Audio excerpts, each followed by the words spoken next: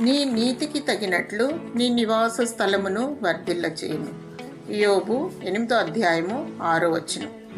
నీతిమంతులు పాపము చేయుటకు తమ చేతులు చాపకుండానట్లు భక్తిహీనుల రాజదండము నీతిమంతుల స్వాస్యం మీద ఉండదు.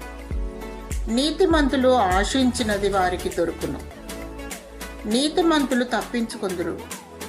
నీతిమంతులు వర్ధిల్లుట పట్టణమునకు సంతోషకరం.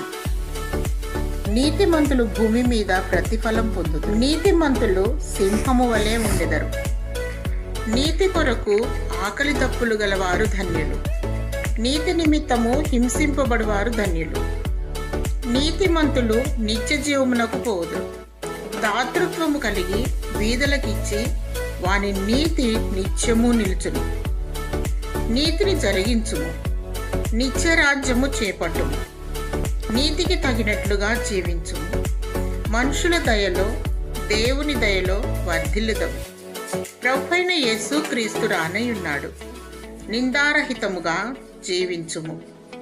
నీతికి ఆధారమగు దేవుడు నిత్యము నిన్ను దీవించునుగాక. ఆమేన్.